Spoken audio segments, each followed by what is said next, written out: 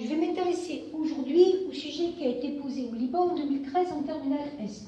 On a une suite définie par récurrence de la façon suivante. On veut d'abord montrer que cette suite est bornée.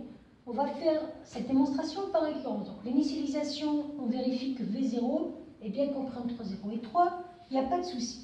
On va faire ensuite l'hérédité. Donc l'hérédité, c'est toujours la même chose. Pour un entier n, on suppose que la propriété est vraie. Et surtout, pas pour tout, c'est pour un entier. Et on va vérifier que cela implique, c'est vrai, au rang d'après.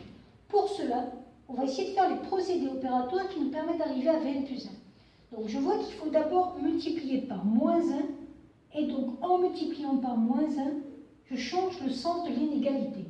Après, je vais devoir ajouter 6.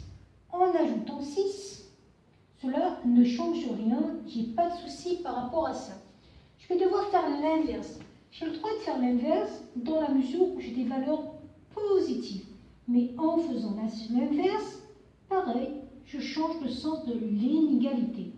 Et quand j'ai fait l'inverse, je multiplie cette fois-ci par 9. Je vais donc arriver à 9 sixièmes, plus petit que Vn plus 1, plus petit que 9 sur 3.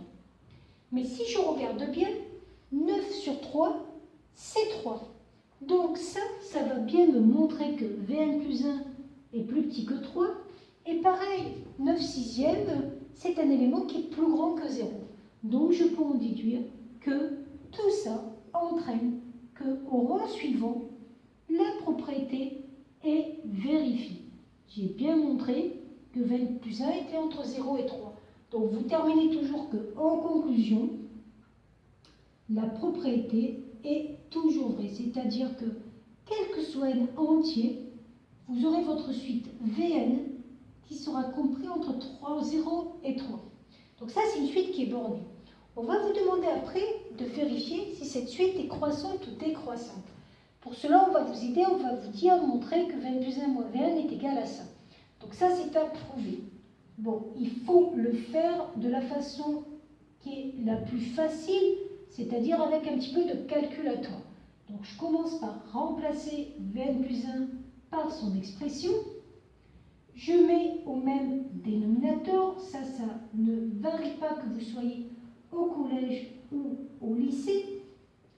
Et quand j'ai mis au même dénominateur, je vais me rendre compte que j'ai une identité remarquable qui est donc l'expression qu'on vous demande, c'est-à-dire 3 moins Vn au carré. Petite précision, au cas où vous ne sauriez pas factoriser, je vous rappelle que quand on vous donne une expression, c'est plus facile de la développer pour arriver à l'expression développée et vérifier que c'est bon. Vous n'êtes pas obligé de savoir factoriser tout le temps. Alors pourquoi c'est intéressant de savoir que Vn plus 1 moins Vn est égal à ça? Le carré est toujours positif, ça ne pose pas de souci. Ça, c'est toujours supérieur ou égal à 0. Vous n'oubliez pas que Vn était toujours entre 0 et 3. Donc, je vous rappelle que si Vn est entre 0 et 3, moins Vn est entre 0 et moins 3, et 6 moins Vn va donc être entre 6 et 3. Ça veut dire que cette expression-là est aussi positive. Et donc, si elle est positive, ça veut dire que Vn plus 1 moins Vn est supérieur à 0. Ce qui équivaut à dire que la suite Vn est croissante. Et quand vous avez ça, vous avez tout pour démontrer que c'est une suite convergente. Pourquoi? Vous avez montré que votre suite était croissante. Vous avez montré qu'elle était majorée par 1. Or, toute suite croissante et majorée est convergente.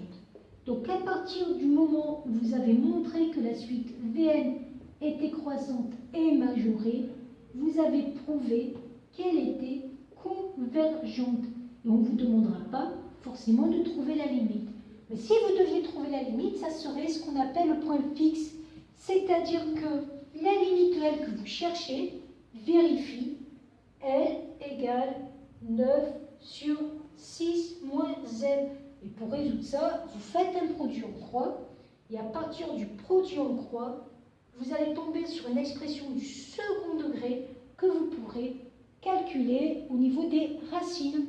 Voilà.